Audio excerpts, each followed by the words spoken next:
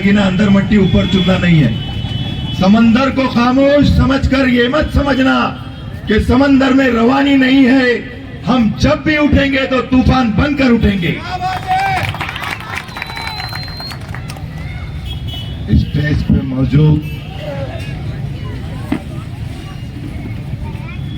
हमारे शहर के साबिका डिप्टी मेयर मोहतरम तकी हसन खान साहब, तहरी से तशरीफ इमाम हारिस अजीम साहब, समाजवादी के हमारे रऊफ भाई, फैसल भाई, तहरी से आए हुए मुन्ना भाई, प्रोफेसर सुहेल जगरी साहब, फिरोज मूसा खान साहब, हमारे मकबूल भाई, हमारे ताहिर भाई अकबर पिंजारी साहब, मोहिमीन खान साहब, हमारे अजीम भाई आसिफ भाई, सामने बैठे हुए तमाम बुजुर्ग, नौजवान, मेरी माओ बहनों जो पसे पर्दा बैठकर मेरी गुफ्तगू को सुन रही है, तो मेरी तकरीर से पहले एक बात मैं अपने मुखालिफिन तक पहुंचाना चाहता हूं। मैंने एक ऑडियो क्लिप आज सुनी है जहांगीर जागीरदार की, जो उसने हमारे समाजवादी पार्टी के कार्यकर्ता नवीद से गुफ्तगू की है। मैं ये पैगाम देना चाहता हूं मुखालिफिन को, इम्तियाज जलील के चेहरे चपाटों को, अपनी औकात में रहो,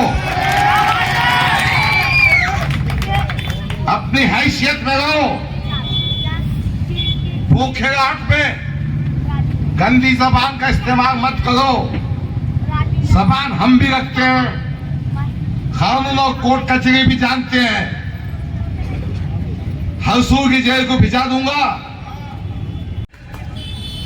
इम्तियाज जलील तू भी सुन गए, अपनी औकात में रहो, अपनी हैसियत में रहो। ये पैगाम मैं देना चाहता हूं। और बेटा नवीद और तमाम मेरे नौजवान साथियों, बेखौफ काम करो। ये पाखंडियों से डरने की कोई जरूरत नहीं।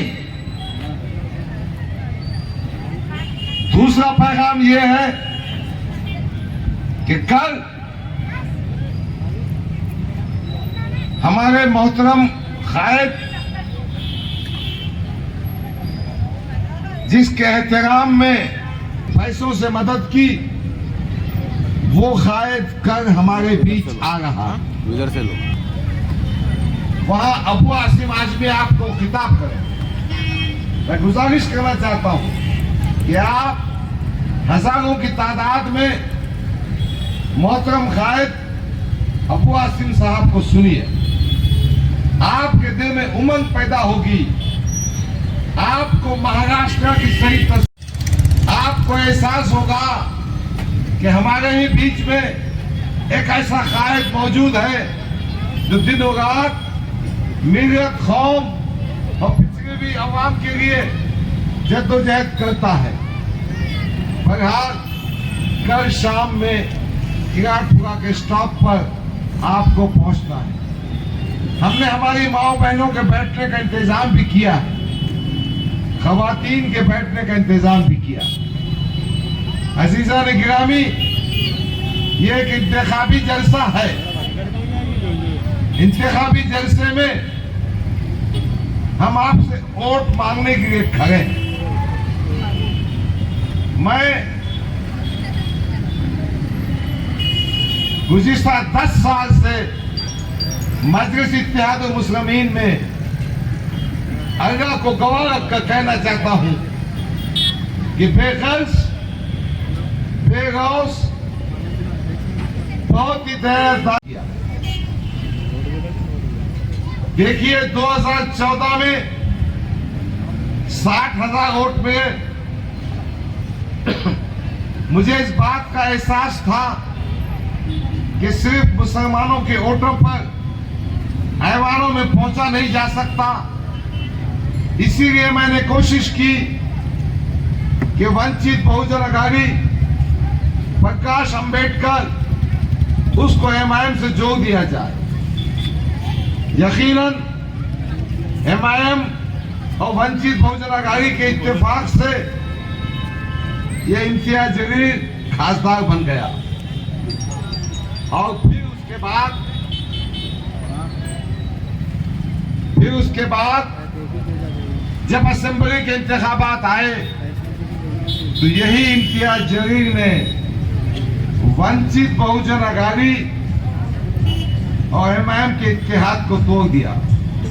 चिंता रहता तो मजलिस और वंचित एक ताकत बनकर महाराष्ट्र असेंबली में जिंदा रहती। सवाल यह पैदा होता है कि खुद के खासदार बनने के बाद तोड़ा गया।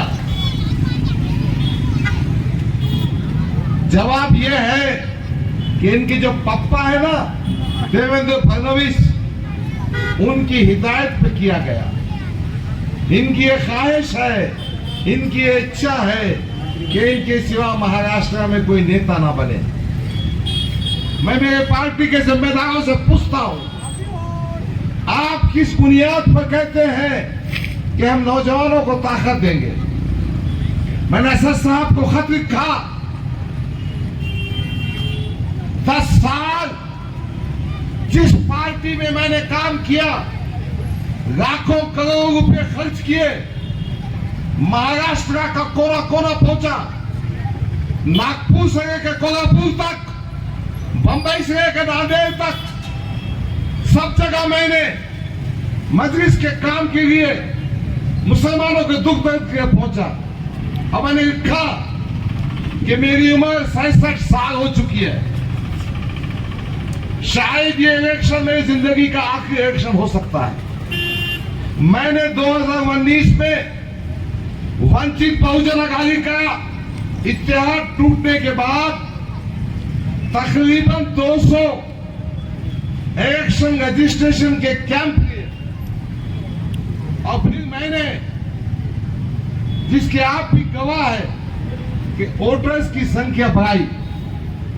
अल्हम्दुलिल्लाह आज इस कंस्टिट्यूएंसी में 1,46,000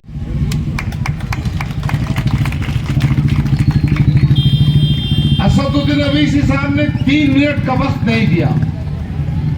मैंने सोचा कि मुझ जैसे शख्स को ये 3 मिनट का वक्त नहीं दे सकते तो मैं क्या काम कर सकूंगा और इस जनता को क्या वक्त देंगे। मैं आपका शुक्रगुजार हूं कि आप मुझ जैसे छोटे आदमी की बात सुनने के जमा हुए। आप मेरी बात सुन रहे हैं, मेरे साथ खड़े हैं, आपको यह एहसास है कि मुझ पर नाइंसाफी हुई। दूसरी बात, यह प्रोपेगेंडा भी किया जा रहा है कि इम्तियाज जलील और डॉक्टर गफ्फार के वोटों की कटिंग में भारतीय जनता पार्टी आ जाएगी। सुन लो इम्तियाज जलील, तू हमारे पासंग में भी नहीं है, तू उधर का पैराशूट इधर आ गया। तेरी कंस्टिट्यूंसी थी 2014 में मध्य की। अरे पार्लियामेंट में हमने टिकट तेरी सूरत देखकर दी थी और लोगों ने मेरे कहने पे, मेरे साथियों और बुजुर्गों ने दिया था। हमने मशरकी हल्के में 10 साल मेहनत की, बीज बोया, और जब फल खाने का वक्त हुआ तो तू यहां घुस गया। तू हमारे पासंग में भी नहीं। मैं कहना चाहता हूं, आज अपने मशरकी हल्के में मैंने जो आवाम में बेपनाह मोहब्बत देखी है, जो हमदर्दी देखी है, गयूं नौजवानों में वो जज्बा देखा है, कि मुझ पे होने वाली नाइंसाफी के खिलाफ उठ खड़े होना है, तो यकीनन जीत हमें मिलेगी। और हम ये नाथूराम गोडसे की जो औलाद भारतीय जनता पार्टी का उम्मीदवार अतुल सावे है, उसको दफन करेंगे, उसको गैफरे किरदार तक पहुंचाएंगे। अजीजा ने गिरामी इंशाअल्लाह ताला करना चाहते हैं तो पैसा कमाने के लिए नहीं, मांडोलिक करने के लिए नहीं, कहां कहां कितने पैसे खाए। मैं गवाह हूं ना, पार्लियामेंट में 5 मुकामात पर उम्मीदवार दिए गए। उस्मानाबाद जहां पार्टी का कोई वजूद नहीं, पूना, भिवंडी, साउथ सेंट्रल बॉम्बे, कितने कितने वोट लिए, 1000, 500, 800। क्यों भाई? देवेंद्र फडणवीस का आदेश था क्या? मेरा तो कहना है कि इम्तियाज जलील देवेंद्र फडणवीस का चमचा, एजेंट, उसका गुलाम है। और हम इस जज्बे के साथ खड़े हैं कि भारतीय जनता पार्टी को शिकस्त देंगे। एक बात और दिया गया, एक एमएलए का काम क्या होता है, एक एमपी का काम को पुलिस पे नुमाइंदगी करना पड़ती है। बता दो कितने वक्त पुलिस स्टेशन गया था, बता दो कितने वक्त कलेक्टर ऑफिस गया था, बता दो जो वादा किया था स्कूल खोलने का किया क्या? अरे आवाम में आने को महंगा है ये, किसी का फोन का रिसीव नहीं करता, घुमंडी और तकब्बुर है, बालकनी में से हाथ बताता। गफ्फार कादरी आपके बीच है, बीच था, हमेशा रहेगा। मैं इस मंच से कहना चाहता हूं, वक्फ बोर्ड का मेंबर था, वक्फ की कई जायदादें हैं। अगर तुमने तो वक्फ बोर्ड के मेंबर की हैसियत से उलमाए कराम के लिए, अइम्माए मसाजिद के लिए, मौज़नीन के लिए, उनके घरों की तामीर के लिए, उनके रोटी रोजगार के लिए कुछ वसाइल पैदा किए होते, ये कहां से कर सकता? ये खुद औकाफ की जमीन जिसका माहाना किराया 50,000 रुपए होना, वो 500 रुपए में साल भर में बैठा हुआ है। क्यों? तो ये खुद यतीम यसीर है ना, ये खुद भिखारी है ना। हम समाजवादी पार्टी के माध्यम से कहना चाहते हैं कि औकाफी जायदादों पर जो नाजायज एक ही से बना हुआ, दूसरे कोई नौजवान को काम देने का नहीं, ऐसा नहीं होगा।